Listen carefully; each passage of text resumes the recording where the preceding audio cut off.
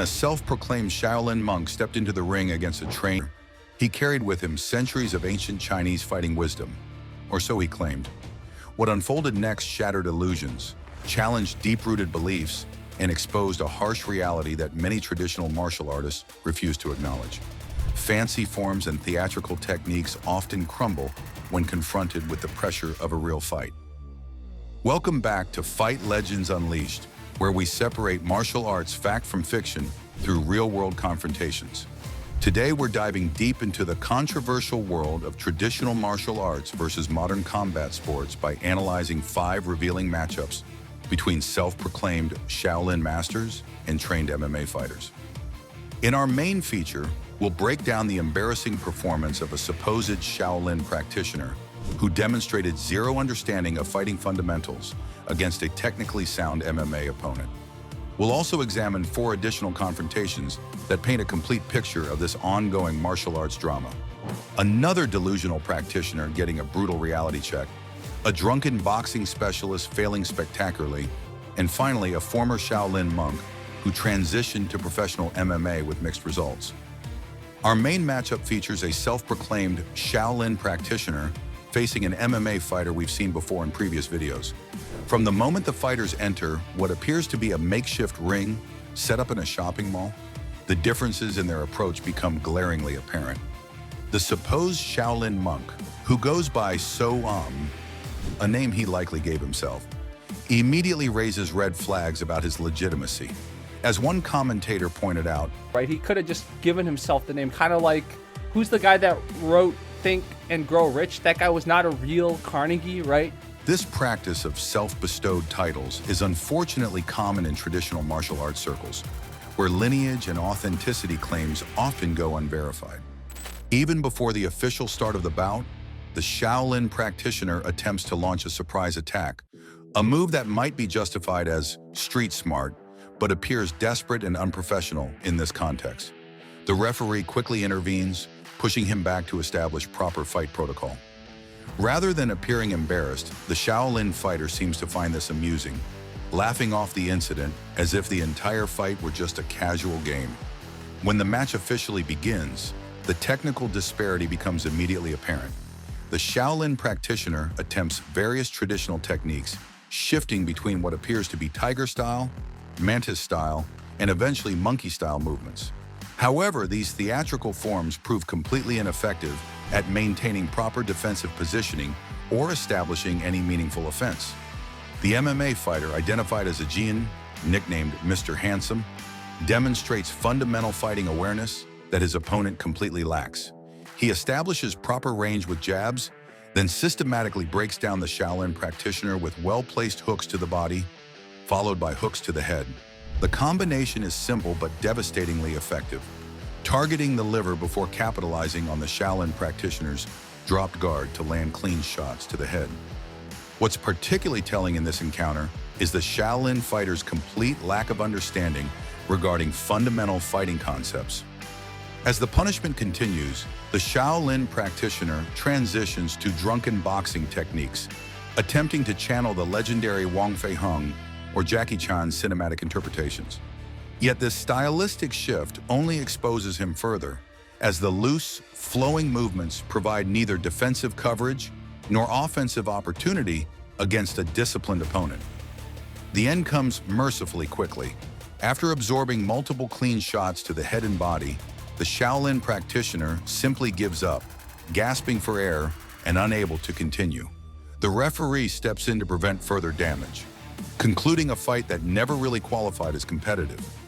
Our second encounter presents a similar pattern, but with a different traditional style. Ding Hao, reportedly one of the best Wing Chun masters in China, stepped into the ring against MMA fighter Xu Xiaodong. From the opening bell, Ding Hao launches a flurry of characteristic Wing Chun chain punches, rapid straight-line strikes theoretically designed to overwhelm an opponent's defenses through volume and speed. However, to the trained eye, these attacks look amateurish rather than masterful, lacking the precision and power demonstrated by legitimate Wing Chun practitioners. Hu responds with calm technical precision, easily evading the ineffective barrage before changing levels and executing a clean takedown.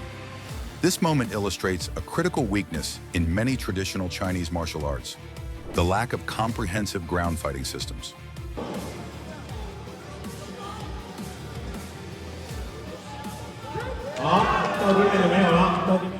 Once taken to the canvas, Ding Hao has no effective response. After scrambling back to his feet, Ding attempts another series of Wing Chun attacks, but Shu's superior positioning and timing allow him to secure another takedown, this time throwing his opponent completely outside the ring boundaries.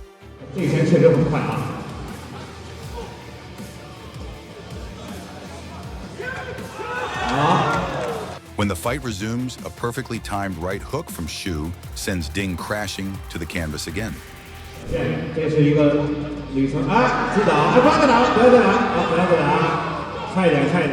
The punishment continues until, with 40 seconds remaining in the first round, Ding Hao can no longer continue. Like our first example, this fight exposes the vulnerabilities of traditional systems when practitioners have no experience against resistance or opponents using different fighting methodologies. What's particularly telling is that Wing Chun, a system theoretically designed for close quarters combat against larger opponents, failed completely against basic MMA tactics. The lineage that supposedly traces back to the legendary Ip Man proved ineffective when faced with a fighter trained in modern combat sports methodology.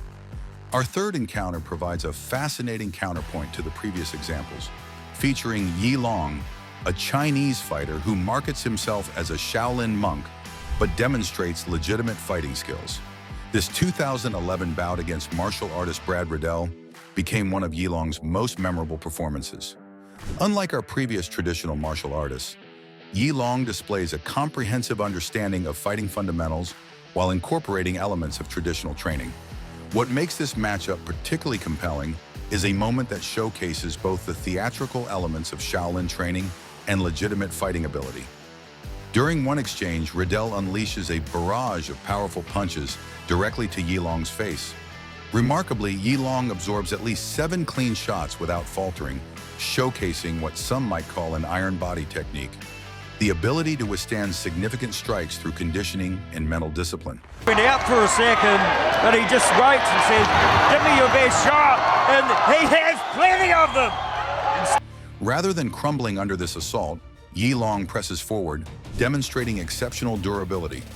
In another fight against the massive Korean fighter Hong Man Choi, Yilong demonstrates his offensive capabilities with a spectacular spinning kick that renders his much larger opponent unable to continue. This moment highlights how traditional techniques, when properly adapted to modern fighting contexts, can be devastatingly effective. What separates Yilong from our previous examples is his integration of traditional elements within a foundation of solid fighting fundamentals. He maintains proper defensive positioning, understands range management, and applies traditional techniques in practical ways rather than relying on theatrical demonstration forms. This exception proves particularly instructive. It's not that traditional martial arts techniques are inherently ineffective, but rather that they must be pressure-tested, adapted for combat application, and built upon a foundation of fundamental fighting principles to be viable in competitive contexts. Our final analysis examines Xie Wei, one of the first martial artists with a legitimate background as a former Shaolin monk, to compete in professional MMA. His 2019 debut in One Championship generated significant interest as he represented a direct bridge between traditional training and modern combat sports. Xie Wei was initially impressed with 5 consecutive victories, suggesting that his traditional background provided valuable tools for MMA competition. However, his limitations became apparent when facing Danny Kingad, who became the first fighter to defeat the former monk. Their encounter illustrates both the strengths and weaknesses of traditional training in modern combat. Xie Wei demonstrates impressive striking techniques and power, managing to catch one of Danny's kicks and counter with effective punches. His clinch work against the ring wall also shows how traditional close quarters techniques can translate to MMA competition. However, the fight also exposes gaps in Xie Wei's game. Danny consistently targets his legs with kicks to maintain distance, exploiting a vulnerability in many traditional systems that focus primarily on upper body striking. The grappling exchanges further illustrate areas where Xie Wei's traditional training provides incomplete preparation for the comprehensive demands of mixed martial arts. The match takes a controversial turn when Ji commits fouls with an accidental head strike while Danny is grounded, and later a punch to the back of the head. These infractions suggest a fighter still adapting to the rule set of modern competition, perhaps unconsciously reverting to less restricted traditional applications under pressure. Despite Ziwei's impressive moments, the judges awarded the victory to Danny Kinghead, highlighting that while traditional training can provide valuable tools, it typically requires significant adaptation and supplementation to succeed in modern combat sports formats. Do these matchups change your perspective on traditional martial arts? Are certain elements worth preserving while others should be discarded? Share your thoughts in the comments below, and don't forget to like and subscribe for more in-depth martial arts analysis that separates fact from fiction in the fighting world.